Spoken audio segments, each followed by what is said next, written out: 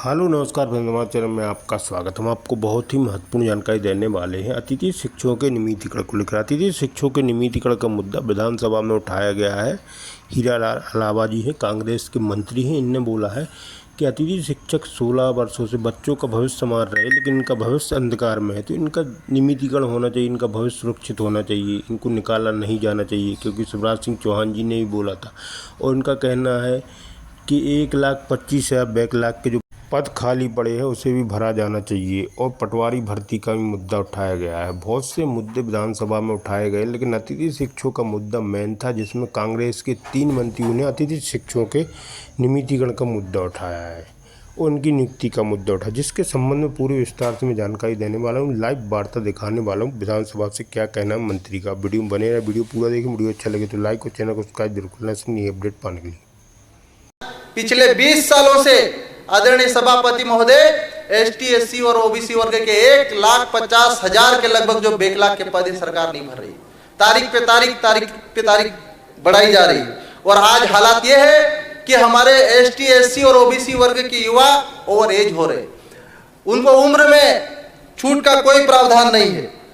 आज बड़ी मुश्किल से किसान का बेटा, एक आंगनवाड़ी कार्यकर्ता का बेटा, एक मजदूर का बेटा, एक आदिवासी का बेटा जब डिग्री करके परीक्षा देने जाता है, तो परीक्षा देने जाता तो पता चलता है कि पूरा पेपर लीक हो गया। हाल ही में नीट फर्जीवाड़ा हुआ, यूजी में भी और पीजी में भी। हाल ही में पीएससी पेपर लीक हुआ। हाल ही में जो पटवारी भर्ती हुई थी उसका भी फर्जीवाड़ा हुआ था। और एक ही कॉलेज के अंदर 10-10 लोग टॉपर बने।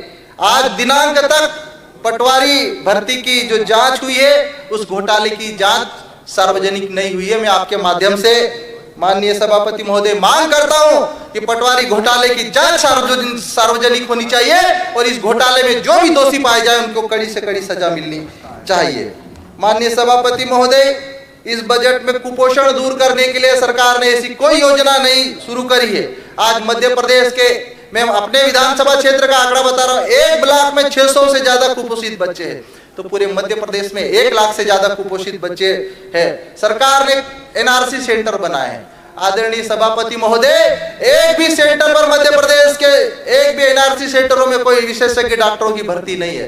एक भी एनआरसी सेंटर में डाइटिशियन का कोई पद नहीं है। आप बताइए आदरणीय सभापति महोदय, अगर हम कुपोषण जैसे कलंक को मध्य प्रदेश से मिटाना चाहते हैं तो क्या स्टाफ नर्स के भरोसे पे कुपोषण दूर कर सकते हैं? कभी संभव नहीं। आदरणीय सभापति महोदय, अगर सरकार चाहे, अगर कुपोषण दूर करना चाहती है तो एनआरसी सेंटरों की संख्या तो बढ़ाए, साथ में उन प्रत्येक सेंटर पे एक पीडियाट्रिशियन और डाइटिशियन की पोस्ट भरनी चाहिए। आदरणीय सभापति महोदय, आदरणीय सभापति महोदय, मैं इस बजट भाषण में पैसा नियम का जिक्र हुआ।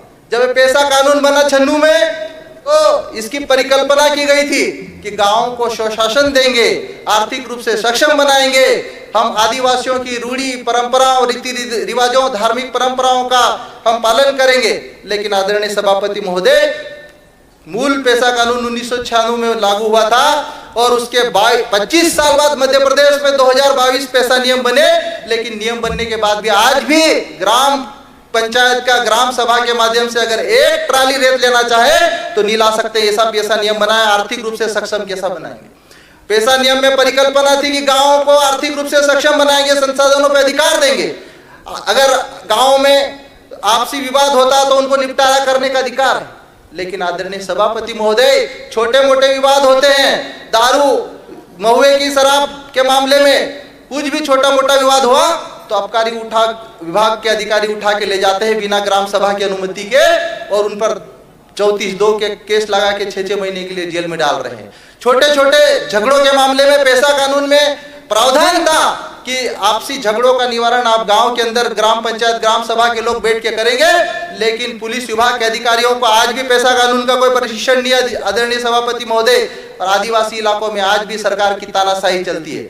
सभापति महोदय, मैं आपके माध्यम से ये भी बताना चाहता हूँ, पैसा क्षेत्र ऐसे क्षेत्र हैं जो शेड्यूल एरिया में आते हैं। मध्य प्रदेश में 2006-07 के बाद आज तक नए शेड्यूल एरिया का गठन नहीं हुआ। आदरणीय सभापति महोदय, अनुसूचित क्षेत्रों के अलावा ऐसे क्षेत्र भी है प्रदेश में जहां पर लाखों की संख्या में आदिवासी समुदाय के लोग निवास करते हैं, लेकिन उन समुदायों को सरकार की कोई योजना का लाभ नहीं मिल पाता है, क्योंकि वहां पर पेशा के तहत या अनुसूची 5 के तहत स्वशासी परिषदों का गठन करना चाहिए था सरकार ने, लेकिन कभी भी सरकार ने आदिवासियों के विकास के लिए कभी भी सही मामले में जो अगर संविधान की बात करें तो जो बाबा साहब अम्बेडकर के माध्यम से जो शेड्यूल 5 का जो अधिकार मिला, अधिसूचित क्षेत्रों में तो कुछ हद तक लाभ मिल रहा, लेकिन सामान्य क्षेत्र में रहने वाले हमारे आदिवासी भाइयों को नए शेड्यूल एरिया गठन नहीं हुआ, वहां पे स्वशासी परिषद नहीं बनी, इसके कारण उनको कोई लाभ नहीं मिल रहा। माननीय सभापति महोदय, बाल महिला एवं बाल विकास विभाग में 27,000 करोड़ रुपए का बजट का प्रावधान है। कहा गया है कि 217 आंगनवाड़ी ट्राइबल एरिया में 217 आंगनवाड़ी केंद्र बनाए जाएंगे।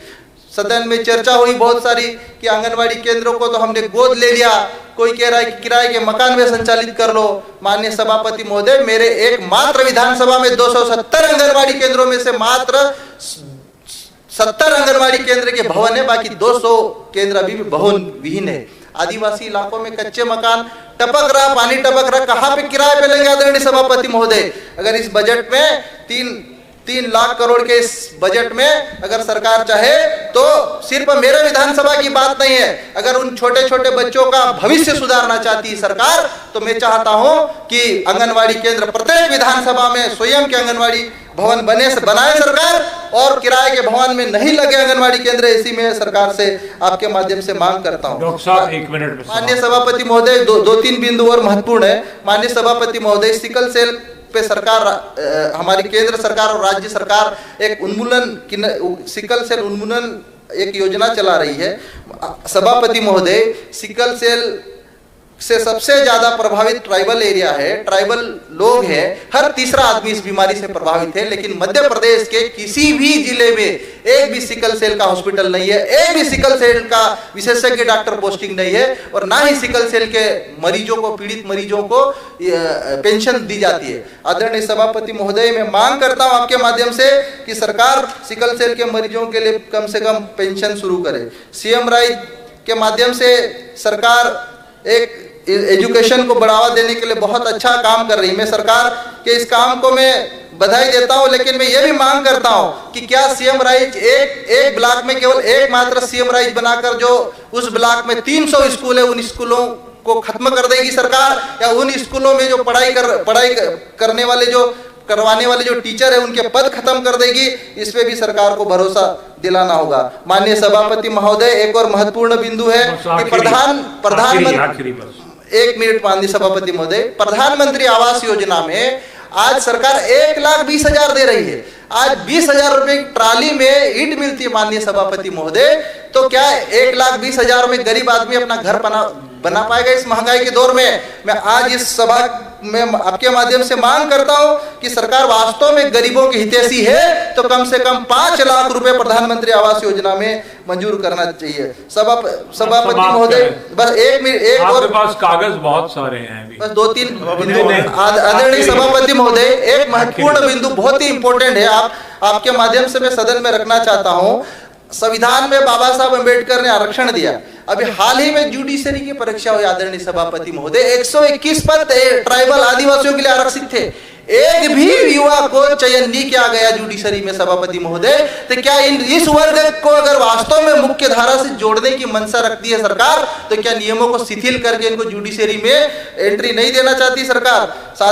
सभापति महोदय, अतिथि शिक्षकों का एक गंभीर मुद्दा है सभापति महोदय। अतिथि शिक्षकों को प्रति वर्ष 2 साल में 10 महीने के लिए रखते हैं, अप्रैल से लेकर अगस्त तक इनको गैप दिया जाता है। अभी इनके ऊपर ठिकरा फोड़ दिया गया है कि इनके कारण रिजल्ट 30% से नीचे आ गए। माननीय सभापति महोदय, क्या स्कूल अतिथि शिक्षकों के भरोसे ही चल रहे हैं माननीय सभापति महोदय?